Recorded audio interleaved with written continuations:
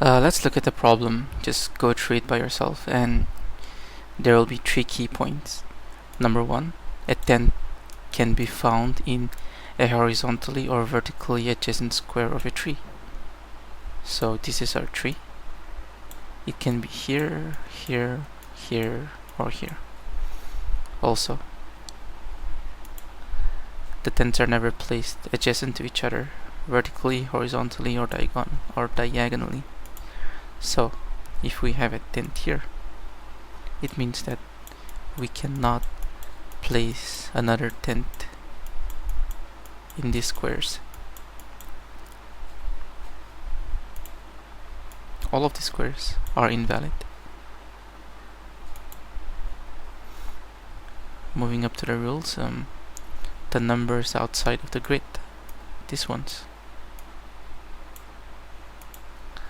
they give the total number of tents in each corresponding row or column. Perfect. Now that we know the rules of the game, let's try to solve it. Keep in mind that this tree only has one valid position, so that's exactly where his tent should go. Over here. Let's mark it as with a circle. Let's say this is his tent. Now keep in mind that there's only one tent in this row and column, so we can't put any more tents in this grid. We should always keep that in mind. Let's move on to this tree right here. That's the logical step, right? I'm gonna say it doesn't really have any more options other than this position. So we're done with these two. Once again, keep in mind that there's only 1 and 2.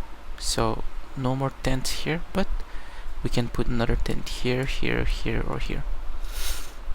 Let's move on to the next one, which is this tree. We've got 2 options, either here or here. We can't put it here because then it'll be adjacent to this existing tent. This tent. So we're gonna have to put it here. And now this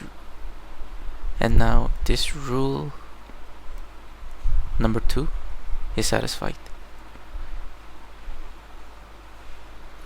We can still put more tents in this line though. Moving up to this tree, it has legally just one position, so we'll put it here.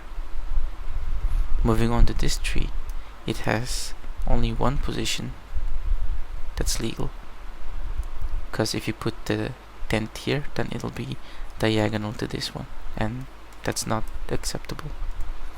Let's move on to this tree. We can't put it below, we can't put it above, so this is the only legal position. Now we're gonna come to these parts. Let's double check the grids, see if we've satisfied all the conditions.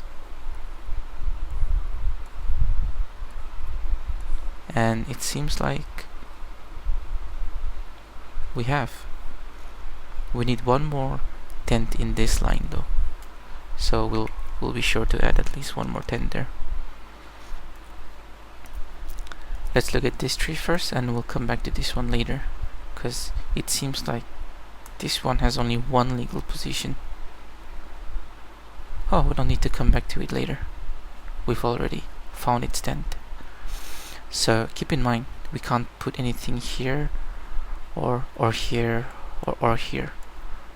So even for this tree and this tree, the only legal positions are these two, and for him this becomes the only legal position.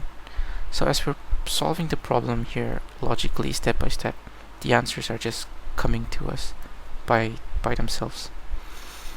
I think we've satisfied this grid as well, and here number 3, we've satisfied that as well, and we only have 2 more tents left to find.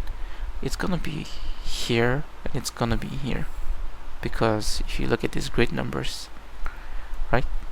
We know that there's at least one tent over here and one tent over here. If we look at it logically, this guy, this tree, can't put its tent in here, right? He can only put it here. And this guy, he can't put it there. He can only put it here or here. So that brings us to very few options. This guy has to put his tent here, and this guy has to put his tent here. And I think that will satisfy all of the rules. If we look at the reference solution and mark all the tents down and cross-check, it's actually the right solution. Perfect. We don't have to do it again. Hope everyone learned something new.